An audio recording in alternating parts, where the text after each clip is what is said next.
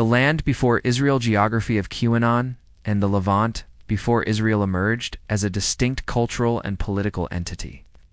The land that would bear its name was part of a larger geographical and cultural matrix, the Levant.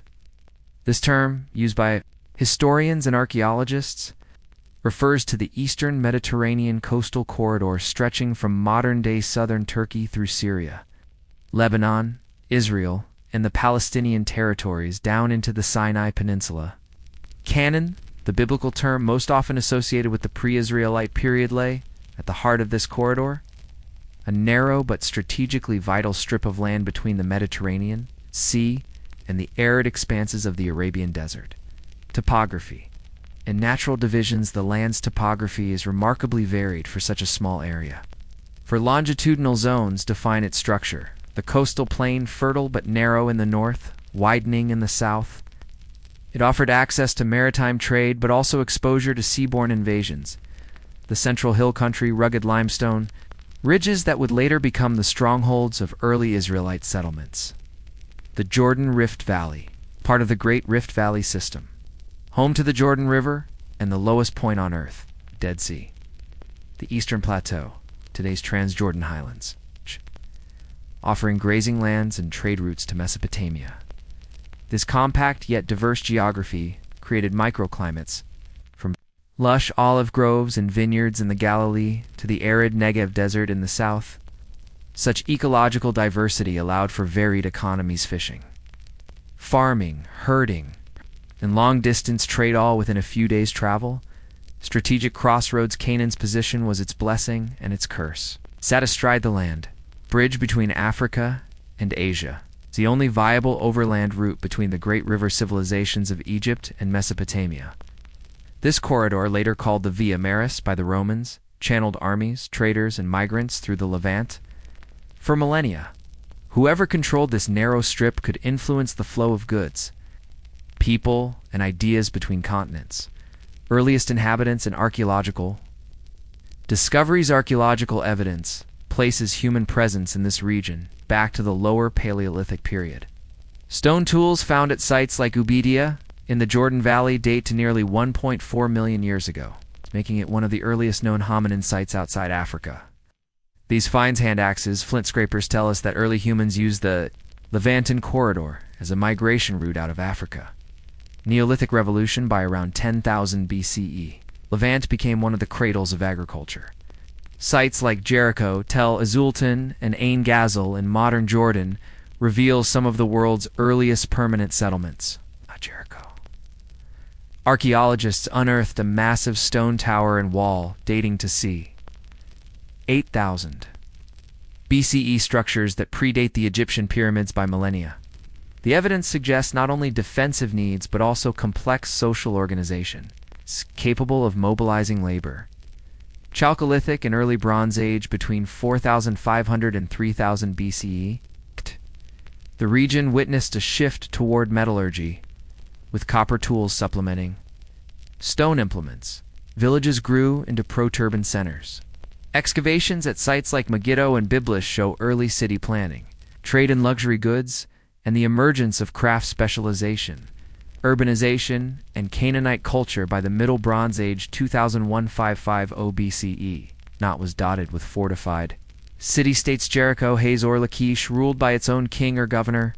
These cities were connected by trade routes carrying tin and copper for bronze production, as well as luxury items like Egyptian faience, Mesopotamian cylinder seals, and Levantine timber. The Canaanites spoke a Northwest Semitic language, used an early form of alphabetic script, and practiced a polytheistic religion centered on deities such as El-Baal. In Ashir, influence of Egypt and Mesopotamia on the region, the land before Israel, was never isolated. It was shaped and often dominated by two great powers, Egypt to the southwest and the Mesopotamian empires to the northeast. Egyptian influence. Egypt's relationship with Canaan was as old as the pharaohs, as early as the early Bronze Age. Egyptian artifacts appear in Canaanite tombs, suggesting trade in grain, wine, and oil in exchange for Egyptian gold and manufactured goods. By the New Kingdom period c. 1552–1070 BCE, Egypt exerted direct political control over Canaan. Pharaohs like Thutmose III campaigned through the region, famously defeating a Canaanite coalition at the Battle of Megiddo around 1457 BCIA. Battle meticulously recorded on temple walls at Karnak, Egypt's control brought stability to trade routes, but also heavy taxation and military conscription. Administrative centers such as those found at Beth Shean show Egyptian-style architecture, hieroglyphic inscriptions, and imported pottery. Yet, Egyptian influence was not purely political. Religious motifs and artistic styles filtered into local culture, blending with Canaanite traditions. Mesopotamian influence, from the other direction, came the cultural and political pull of Mesopotamia, Sumer, Akkad, Babylon, and Assyria, while the Tigris-Euphrates heartland lay far to the northeast. Its influence reached the Levant via trade and occasional conquest. The Akkadian Empire, under Sargon c. 2334 to 2279 BCE, claimed control over parts of the Levant. And Babylonian traders brought textiles, spices, and precious stones. By the late Bronze Age, diplomatic correspondence between Canaanite rulers and the pharaoh preserved in the Amarna letters was written in Akkadian, the diplomatic lingua franca of the Near East. This fact alone speaks volumes about Mesopotamia's cultural reach. Even in periods of Egyptian political dominance, Mesopotamian myths, such as the Epic of Gilgamesh, administrative practices, found their way into Canaan. The Levant, as a cultural synthesis, the pre-Israelite land was thus a place of fusion. From Egypt came monumental architecture, art styles, and centralized bureaucracy. From Mesopotamia came writing systems, legal concepts, and cosmological ideas.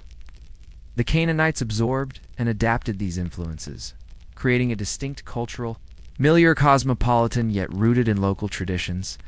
This hybrid foundation would profoundly shape the peoples and polities that emerged later, including ancient Israel. By the end of the late Bronze Age c. 1200 BCE, the world of the Canaanite city-states was under strain. International trade networks faltered, possibly due to a combination of drought, internal rebellion, and the mysterious incursions of the Sea Peoples. Egyptian power waned, and Mesopotamian empires were temporarily distracted by internal issues. Into this power vacuum stepped new groups among them. The Proto-Israelite highland settlers who would soon reshape the political and cultural map of the Levant. But before their rise, the land itself had already experienced millennia of human habitation, cross-cultural exchange, and strategic significance. Understanding this prehistory is essential.